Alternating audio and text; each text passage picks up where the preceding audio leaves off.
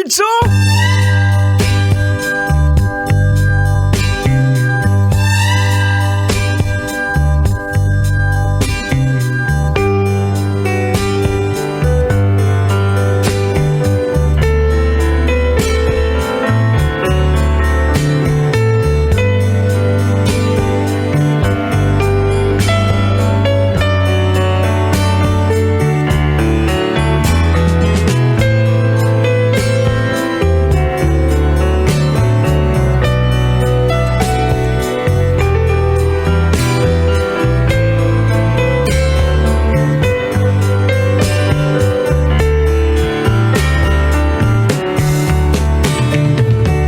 Usa kamayng gabi, mga angkolog, mga auntie, at syempre sa ating mga pamangkin na umpisa ng nakatutoy.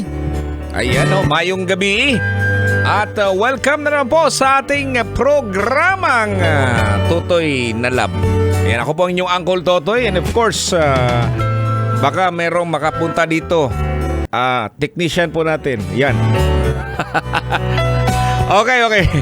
Okay, tuloy-tuloy po tayo mga kabisyo. At syempre naman, medyo may konting problema. Pero tuloy-tuloy pa rin tayo dito sa ating programa mga kabisyo, no? Of course, kauban ninyo si Uncle Totoy. Ayan, kumusta naman po ang inyong araw ng Martes? Tingnan natin ang date, no? Ang date ngayon ay 28. So, ibig sabihin yan mga kabisyo, pizza di peligro. Pambihira naman. Meron ka ba bang natira dyan na pera? Tanong kita, Col, ha? Ikaw, te, meron ka ba bang natira dyan? Siguro wala na, no?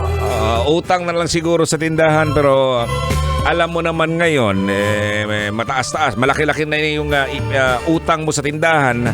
Ang ginagawa usually sa mga nangungutang na hindi masyadong nagbabayad, parang bulldozer. Bakit bulldozer? Gumagawa ng bagong daanan. Pati na nga sa opisina, di ba? May mga tao tayo, may mga kasamaan po tayo mga kabisyo na madalas nating inuutangan. Okay lang kasi. Pero pag hindi ka na nakabayad, ano ba, sabihin mo na babayaran kita bukas, hindi ka na nakabayad, ang mangyayari po mga kabisyo, siyempre nahiya ka na, no? Hindi ka na dumadaan doon sa harap ng kanyang opisina. Diba? Nahihiya ka na. Kapal naman ang mukha mo pag ganun ka eh. Well, anyways mga kabisyo, so much for that, no? Of course, pag-uusapan po natin dito mga kabisyo, etong tungkol dito sa magsyota, no? Matanong muna kita kabisyo, no? Ayan, eto. Mga kabisyo, ikaw! Never ka rin ba na niloko ng partner mo sa buong buhay mo? Ha? Ayan, buti na lang, no? I-awards. Kailangan pa bang i-memorize yan? Basic! Ni isang beses siguro, no? Oo, hindi ka niloko ng iyong partner. Bakit? Ikaw kasi ang nanluloko. Pastilan, pagkatuplo ka, yun ni mo dodong. Pero alam mo mga kabisyo, bakit ba natin pag-uusapan to? Ito kasi yung sina ni Andy, no?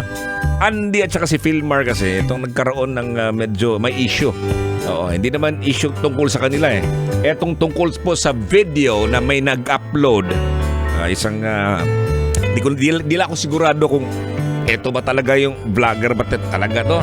Bisaya man yung vlogger kay naintindihan ko yung mga sinasabi niya eh. Oo, bintaha ganing Bisaya ta mga kabisyo, no? Kasi naiintindihan natin yung Bisaya at saka yung Tagalog. Pwede mag-Ilocano pa gani, no? Pero eto nga mga kabisyo, kasi nga lumulutang to, may video kasi na parang lumalandi ba yun?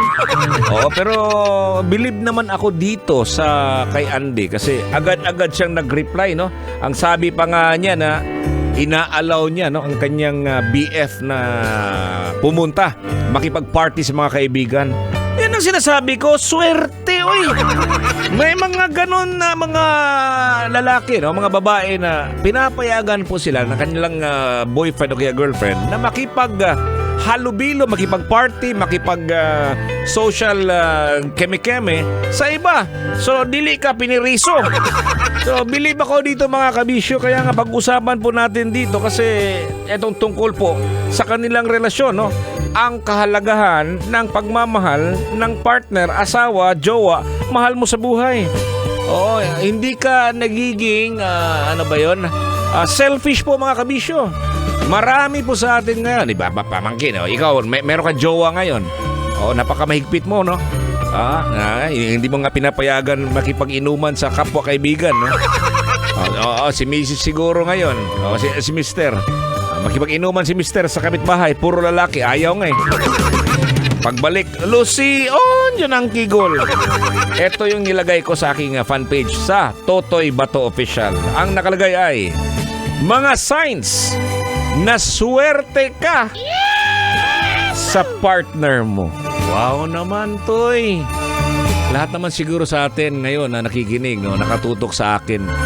Abay, swerte ang inyong pagkikipagrelasyon sa iyong asawa, sa iyong partner, no? Manay gwapo. Manay patsada. Anyways, yan po ating pag-uusapan hanggang alas 12 po ng madaling araw. Siyempre sa ating programa pa rin, Totoy na Love. Kasama niyo po, kapiling niyo po ang inyong angkol. Angkol Totoy. Ito po si Totoy Bato. Dito lang yan sa 90.7 Love Radio. Kailangan pa bang i-memorize yan? Love Radio. Basic!